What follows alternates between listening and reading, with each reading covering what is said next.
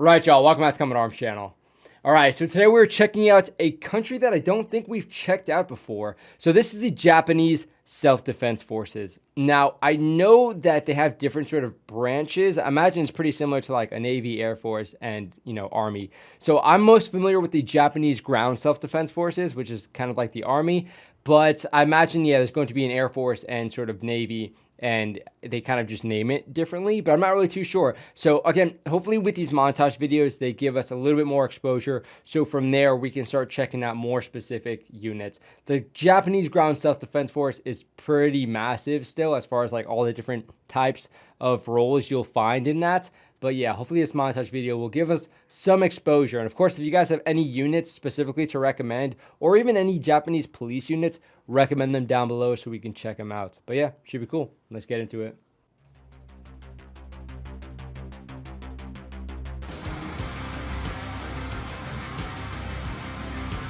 Okay, so,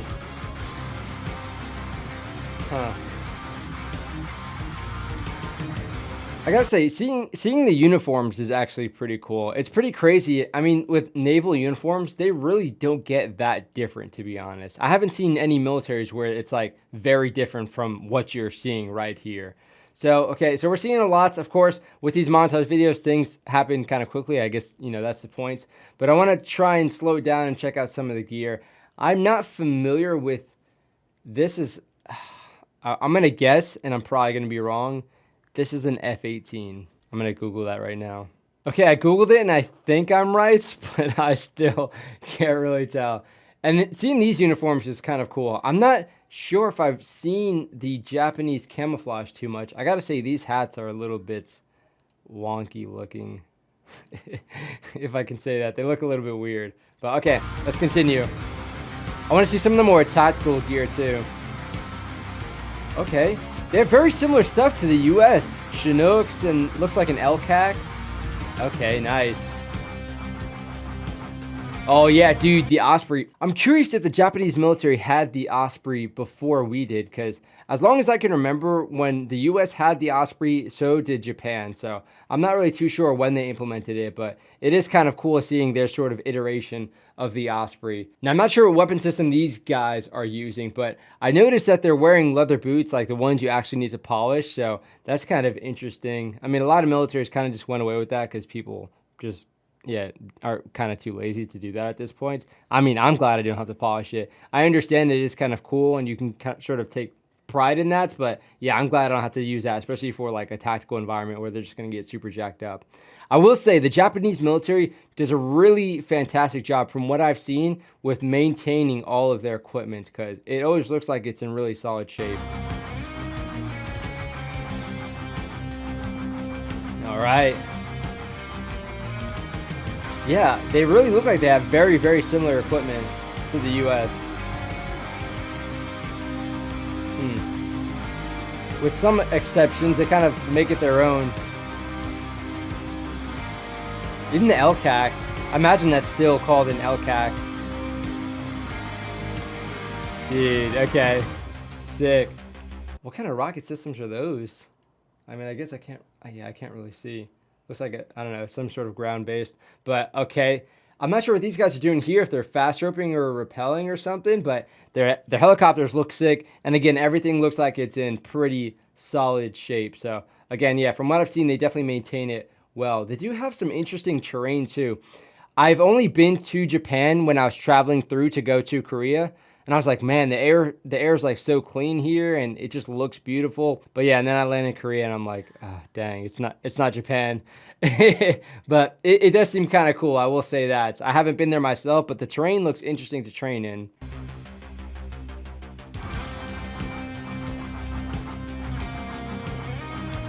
What is that?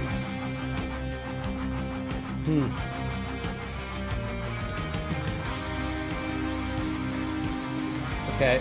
I will say their kit doesn't look like as modern as we've seen with some other countries. Like Finland specifically, they look like they've been getting some pretty solid kits.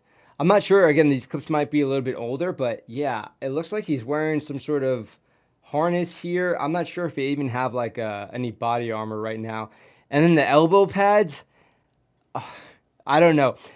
Elbow pads, I think, are what people who have never done anything, like as far as like training, elbow pads are something that looks cool and looks tactical until you put them on and realize that they are pointless, basically pointless. You guys can make an argument or a defense for them. You're never going to sway me. I'll just go ahead and say that. I think elbow pads are the worst thing and the most annoying thing, especially these kinds of elbow pads where, yeah, it just restricts your movement, makes it really hot. And yeah, it's not going to stay where you want it to. And it's just going to be an extra thing. And you don't want extra things when you're doing light infantry stuff. I'll say that much. Oh man, those are so cool. Ooh, what was that? Like a HIMARS kind of system or something? Damn, okay. Now they're just trying to flex with the cool shots. Yeah, I think that was HIMARS. Nice. I gotta say, I see a lot of other militaries using like, I don't know, dudes on motorcycles. I don't really know what else to call it. I guess in a lot of different militaries, these are like the dispatch riders, which I guess are like messengers or something in that regard. I mean, it's like an old thing. I don't know. It probably goes back to like World War One, maybe. It definitely goes back to World War Two, but probably goes back even later than that. But yeah, I see a lot of militaries using these. And I mean, I guess you'll see it with like some special forces here in the US. But I kind of wonder in what role other militaries are using it. I think for us, we probably just use it to, I mean, get around quicker, especially if the terrain's not too nice. If you can work in small teams and you can have access to these, then that's pretty nice. But generally speaking, yeah, it's going to be kind of hard to bring these things around.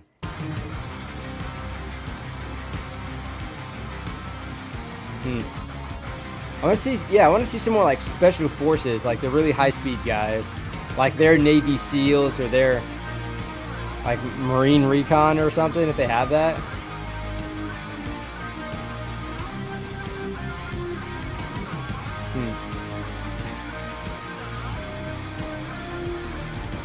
A lot of helicopter focused stuff we're seeing in here.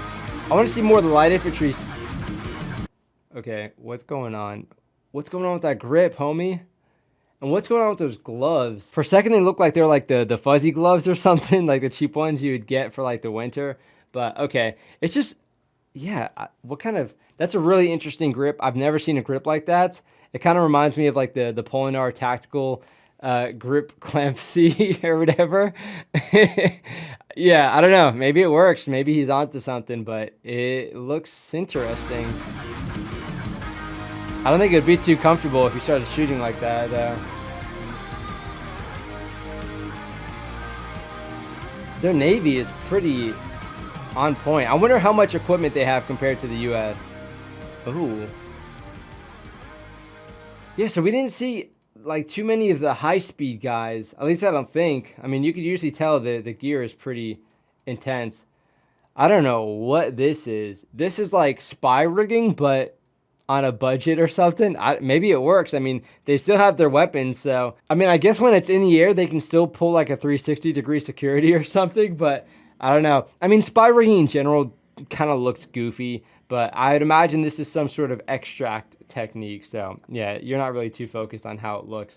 I will say their amphibious assault vehicles look pretty, again, they look very similar to what we have, but they just look like they're way better maintained. And you'll see that with a few other militaries as well, I think. Like Sweden, all their vehicles and what have you, they seem like they're in really good shape. And I'm not sure if they're literally just newer or if they just maintain them better. But I think Sweden in general, they're always just creating like really new fancy stuff.